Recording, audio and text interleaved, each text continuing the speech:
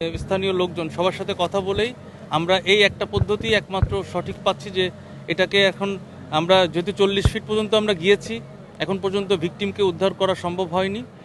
সুতরাং আমাদের যেটা মনে হচ্ছে যে এটা আরও গভীরে যেতে হবে, যার কারণে মাটি যাতে চারপাশ থেকে ভেঙে না পড়ে, মাটির যে গঠন ওটাকে ঠিক রেখে, এবং মাটির যেহেতু একটা বড় চ্যালেঞ্জ যে মাটি যাতে ভেঙে আবার আমাদের অন্যান্য ড্যামেজ না করে, অর্থাৎ অন্যান্য রেস্কিউয়ারদের আবার বিপদে না ফেলাই, এজন্য আমরা চেষ্টা করছি যাতে এটা স্লোপ করে এই এক্সকাভেটরগুলো এসে যাতে কাজ করতে পারে এবং আরও গর্তটা খনন করতে পারে। তবে আমরা এখন আরও চেষ্টা করব যে আরও নিচের দিকে যাওয়ার জন্য। এখানে আরও কিছু চ্যালেঞ্জ রয়েছে, পানি উঠে যেতে পারে, তারপরে মাটির যেহেতু প্রকৃতি, এখানে নিচের দিকে যত যাচ্ছি তত আরও এঁটেল মাটি, এঁটেল দোআঁশ মাটি দেখা যাচ্ছে, যার কারণে পানির একটা শঙ্কা রয়েছে। তা আমরা চেষ্টা করছি যাতে দ্রুত এটা যাতে আমরা উদ্ধার করতে পারি, এটার জন্য সবার সহযোগিতা কামনা করছি এবং আমরা কাজ করছি, আপনারা দেখতেই পাচ্ছেন। আচ্ছা, এখন পর্যন্ত ভিকটিমকে শনাক্ত করা যায়নি আমরা যতটুকু জানি, সেক্ষেত্রে আপনার অনুমান করে আসলে কত খনন করবেন এইভাবে? আমরা যতটুকু জানতে পেরেছি আসলে সীমাবদ্ধতা, প্রথমত আমরা এসেই যখন দেখি যে আমাদের সার্চ ভিশন ক্যামেরা এটা ভিতরে যে দেখার পরে দেখা যায় যে মাটি ভিকটিমের উপরে মাটি চলে আসছে এবং খড়কুটাও ছিল, যেটা বোঝা যাচ্ছে যে আমরা আসার আগে কেউ না কেউ চেষ্টা করেছিলেন। এই চেষ্টার কারণে আসলে একটু স্বাভাবিক যে এটা একটা ইমোশনাল ইস্যু, যে চেষ্টাটা করাটাই স্বাভাবিক। তা চেষ্টা করতে যেয়ে আসলে এই মাটিগুলো পড়েছে, যার কারণে বোঝা যাচ্ছে না। এবং ওনারা যেটা বলছেন যে এই পাইপটা আনুমানিক 90 ফিট গভীর। তা 90 ফিট যদি হয়ে থাকে, হয়তো দীর্ঘকাল যেহেতু পাইপ ছিল না, আশা করছি যে হয়তো মাটি ভরাট হয়ে হয়ে এই 90 ফিটটা একটু ছোট হয়েছে। তবে এতটাও ছোট না যে 40 ফিটেও আমরা পাচ্ছি না, তার মানে ভিতরে আরও যেতে হবে। যেটা বুঝতে পারছি যে আমরা টার্গেট করেছি 10 ফিট 10 ফিট করে যাব, এবং যাওয়ার জন্য যেই অ্যাসোসিয়েট যেই কাজগুলো, আমাদের এক্সকাভেটর 3টা আছে, 3টা যাতে স্থানে অবস্থান নিয়ে কাজ করতে পারে, সেই পদ্ধতিটাই করলাম আমরা। এবং আমরা সম্পূর্ণ আমাদের সবার সেফটি ঠিক রেখে কাজটা করছি। কত সময় লাগতে পারে লক্ষ্যে পৌঁছতে? আমরা আসলে বলতে পারছি না, কারণ আমরা এখন ওই 10 ফিট 10 ফিট করে দেখব, কারণ আমরা 40 ফিট অ্যাট এ স্ট্রেচ গিয়েছি, আপনারা দেখেছেন। অ্যাট এ স্ট্রেচ আমরা 40 ফিট যেয়ে আমরা পেলাম না। সুতরাং আমরা ধারণা করছি যে আরও 10 ফিট যেয়ে দেখব যে কী পরিস্থিতি। তারপরে হয়তো আমরা একটু ম্যানুয়ালিও আমরা ট্রাই করব, যাতে মাটি চারিপাশ থেকে ধসে না পড়ে। এটার জন্য একটু দেরি হচ্ছে। আমরা ভূতত্ত্ববিদদের সাথে কথা বলেছি, তারা বলছে যে এক্সকাভেটরের যেই ভাইব্রেটিং ইটা হচ্ছে, এই কারণে শিশুটা ভিকটিম আরো তলিয়ে যেতে পারে। তো এই ক্ষেত্রে কি আপনারা ম্যানুয়ালি পদ্ধতি অবলম্বন করবেন কিনা? দেখুন, অলরেডি কিন্তু আমরা অনেক সাবধানতা অবলম্বন করে কাজটা করেছি, এবং ভাইব্রেশনের যে ইস্যুটা আসছে সেটা কিন্তু এর থেকে আরও হেভি হেভি জিনিস ছিল, যেগুলো আমরা দূরে থেকে ব্যবস্থা করেছি। আপনি দেখবেন যে যেই সাইট তার থেকে অন্তত ন্যূনতম 10-15 ফিট দূরে আমাদের এই এক্সকাভেটরগুলো থাকছে। তবে এটা এটার অবশ্যই সম্ভাবনা হতে পারে যে যেহেতু ওখানে পাইপই নেই, ওই গর্ত যেটা ছিল সেখান থেকে কিন্তু পাইপটা উঠে গিয়েছে। সুতরাং এরকম ঘটনা ভাইব্রেশন ছাড়াও হতে পারে, যে একটা মাটির হালকা চাপ পেলেও এটা কাভার হয়ে যেতে পারে ওই গর্তটা। আর আমরা তো বললামই যে আমরা এসেই দেখেছি যে যেই ভিকটিমের উপরেই অন্তত প্রচুর পরিমাণে মাটি পড়েছে, যে মাটিতে এটা আসলে চাপ পড়ে গেছে। এখন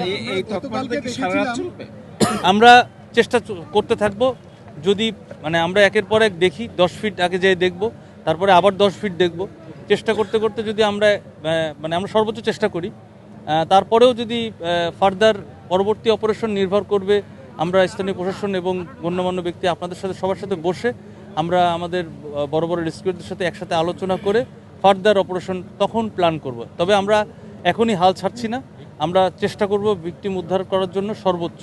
আচ্ছা, আমরা একটু জানতে চাই, সেটা হচ্ছে গতকালকে যখন 4টা নাগাদ বাচ্চাটি রেসপন্স করছিল বা একটা শব্দ পাওয়া যাচ্ছিল, যেটা আপনাদের রেস্কিউ টিম থেকেই শোনা যাচ্ছিল, হ্যাঁ, তো ঠিক আমরা দেখলাম যে 24 ঘন্টা পার হয়ে গেছে, রাইট নাও তাকে কি জীবিত থাকার পসিবিলিটি আছে কিনা? আর সেই সাথে একটু অ্যাড করতে চাই যে যে একটা বাচ্চাকে কেন্দ্র করে আমাদের এত হ্যাজার্ড হচ্ছে। তো সামনে আমরা দেখছি ভূমিকম্পের মতো বেশ কিছু জায়গায় আমরা দেখছি, ঠিক এই ধরনের ম্যাসাকার হইলে সেটার জন্য আমরা কতটা প্রিপেয়ার্ড, বিশেষ করে রেস্কিউ টিম হিসেবে আপনাদেরকেই বলা হয়ে থাকে, আপনারা কতটা প্রিপেয়ার্ড ইকুইপমেন্টের দিক থেকে বা সাপোর্টিং দিক থেকে একটু বলবেন। ইকুইপমেন্টের বিষয়গুলো সব ঠিকঠাক আছে কিনা? জি, আমি লাস্টের কোশ্চেন থেকেই উত্তরটা দেই। আমরা অবশ্যই প্রিপেয়ার্ড, কিন্তু আমাদেরও সীমাবদ্ধতা রয়েছে। যেমন আমাদের যেই জনবল এবং আমাদের যেসব ইকুইপমেন্ট রয়েছে, সেই ইকুইপমেন্টগুলো কিন্তু আপনার বুঝতে হবে যে আমাদের ফায়ার সার্ভিসের সক্ষমতার সাথে সামঞ্জস্যপূর্ণ ওইটাই রয়েছে। ফায়ার সার্ভিস সক্ষমতাটা কি? আমাদের ফায়ার সার্ভিস আগে যখন 2009 সালে ধরেন ছিল 200টা প্লাস স্টেশন, আর এই মুহূর্তে যখন আমি দাঁড়িয়ে কথা বলছি তখন আমাদের স্টেশন সংখ্যা 537, কিন্তু জনবল কিন্তু একই রয়ে গিয়েছে। এই সীমাবদ্ধতা সব জায়গায় রয়েছে। তবে আমি সীমাবদ্ধতা শুধুমাত্র আমার সীমাবদ্ধতা থাকতে পারে, আমাদের অন্য সংস্থারও সীমাবদ্ধতা থাকতে পারে, কিন্তু সকল সংস্থা যখন আমরা একসাথে কাজ করি, একই আমব্রেলায় কাজ করি, তখন কিন্তু সীমাবদ্ধতাগুলো অনেকটাই আপনার চলে যায়। বাংলাদেশের যখন ভূমিকম্প হবে তখন নিশ্চয়ই একটা সংস্থা কাজ করবে না, এখানে আপনার সকল সংস্থা কাজ করবে, এবং সকল সংস্থা যখন একটা নির্ধারিত একটা আমব্রেলার আন্ডারে মানে একটা জায়গায় আমরা আসব, একসাথে আমরা যখন কাজ করব, তখন কিন্তু আমরা অনেকটাই সক্ষম। এবং এটার জন্য আমাদের মানে বিভিন্ন প্রিপারেশন চলছে। এই ভূমিকম্পের হওয়ার পরপরই আমাদের বিভিন্ন জায়গায় বিভিন্ন আলোচনা হয়েছে, এবং সকল সংস্থা একসাথে মিলে আমরা মিনিস্ট্রিতে আমরা বিভিন্ন আলোচনা করছি কিভাবে এই আগামী দিনের সমস্যাগুলো উত্তরানো যায়। সুতরাং আমরা ব্যবস্থা করছি। আর প্রথম প্রশ্নটা ছিল যে বাচ্চাটার কি অবস্থা, এটা আসলে আপনারা বুঝতে পারছেন যে এত গভীরে ছোট্ট, মানে এটা তো 8 ইঞ্চি এখন হয়ে গিয়েছে 6 ইঞ্চি, তো এরকম 8 থেকে 6 ইঞ্চির একটা সুড়ঙ্গতে অনেক নিচে কতটুকু অক্সিজেন থাকে এটা আপনারা বুঝতে পারছেন। যদিও আমরা মানে ইজেক্টরের মাধ্যমে আমরা মানে ভেন্টিলেশন দিয়ে আমরা অক্সিজেন পৌঁছানোর ব্যবস্থা করেছি, বাট এটা কতটুকুই বা হতে পারে, এটা একটা ইস্যু। তো এটাতে মানে সম্ভাবনা খুবই ক্ষীণ। তারপরেও অলমাইটি আল্লাহ যদি চান যে অবশ্যই অনেক কিছু সম্ভব, তবে সম্ভাবনা বন্ধ করে রাখছেন, তার মানে কি মেসেজ আপনারা অক্সিজেন যেটা দিচ্ছিলেন সেটা বন্ধ করে রাখছেন, গতকাল না, এটা তো যখন আমরা দেখেছি যে আমাদের এই সার্চ ভিশন ক্যামেরা যখন গিয়েছে, আমরা যখন আসার পরে সার্চ ভিশন ক্যামেরা যখন আসার পরে যখন দেখা হলো যে উপরে আপনার হচ্ছে মাটি পড়ে গেছে, যেটা তখনই স্থানীয় যারা ছিলেন তারাই বললেন যে আপনারা আসার আগে আবার আমাদের স্থানীয় যারা আছেন তারা আবার চেষ্টা করেছেন। স্বাভাবিক, এটা একটা ইমোশনাল ইস্যু, চেষ্টাটা করবে, এটাই স্বাভাবিক। কিন্তু আমরা যখন সার্চ ভিশন ক্যামেরা দিয়ে দেখলাম তখন কিন্তু মাটি পেয়েছি, মাটি এবং খড়কুটো, এটা সারা বাংলাদেশ দেখেছে। সুতরাং এখন আশাটা কতটুকু এটা আপনিও বুঝতে পারছেন, আমি বুঝতে পারছি। তবে আমরা সর্বোচ্চ চেষ্টা করব, আমরা ভিকটিম উদ্ধারের জন্য চেষ্টা করব। এটা অ্যালাইভ হোক আর ডেড হোক, এটা আমাদের ইস্যু না। আমাদের ইস্যু হচ্ছে আমরা ভিকটিম উদ্ধার করব। ধন্যবাদ। ভাই বয়টা